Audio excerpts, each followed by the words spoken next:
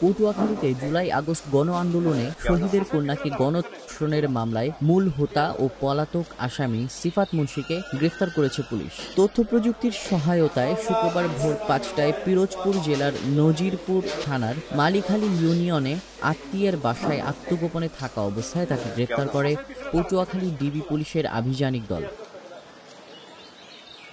শুক্রবার বিকালে পুলিশ সুপারের সম্মেলন কক্ষে আয়োজিত সংবাদ সম্মেলনে সাংবাদিকদের এই তথ্য জানান পুলিশ সুপার আনোয়ার জাহিদ। তিনি আরও বলেন, গত মঙ্গলবার সন্ধ্যায় জেলার দুমকি থানার পাঙ্গাশিয়া এলাকায় বাবার কবর জিয়ারত করে নানাবাড়ি যাওয়ার পথে পাঙ্গাশিয়া ইউনিয়ন আলগি ১ নং ওয়ার্ডে মৃত জলিল মুন্সির বাড়ির সামনের রাস্তায় পৌঁছালে সিফাত ও সাকিব ভুক্তভোগীর ২ হাত ও মুখ চেপে ধরে একটি বাগানের মধ্যে নিয়ে জোরপূর্বক দলবদ্ধভাবে ধর্ষণ করে। বুধবার দুপুরে ভুক্তভোগী থানায় গিয়ে এমন অভিযোগ করলে জেলা পুলিশের একাধিক ঊর্ধ্বতন কর্মকর্তাগণ তাৎক্ষণিক ঘটনাস্থল পরিদর্শন করে আলামত সংগ্রহ করে এবং অভিযুক্ত সাকিব মুন্সিকে পাঙ্গাশিয়া এলাকা হতে গ্রেফতার করে আদালতে সোপর্দ করে।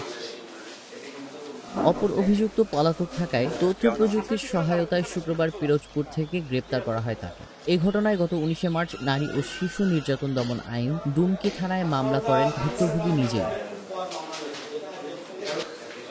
আসামি মোহাম্মদ সাকিব মুন্সি পাঙ্গাশিয়া ইউনিয়নের নলদুয়ানি গ্রামের মৃত মামুন মুন্সির ছেলে এবং এই বছর এসএসসি পরীক্ষার্থী, এবং মোহাম্মদ সিফাত মুন্সি একই গ্রামের সোহাগ মুন্সির ছেলে, স্থানীয় একটি সরকারি কলেজে দ্বাদশ শ্রেণীর ছাত্র। সিফাতকে আদালতে সোপর্দের আইনগত কার্যক্রম প্রক্রিয়াধীন। এই ঘটনায় কোনো সহায়তাকারী বা অন্য কোনো ব্যক্তি জড়িত আছে কিনা এ ব্যাপারে তদন্ত চলমান আছে।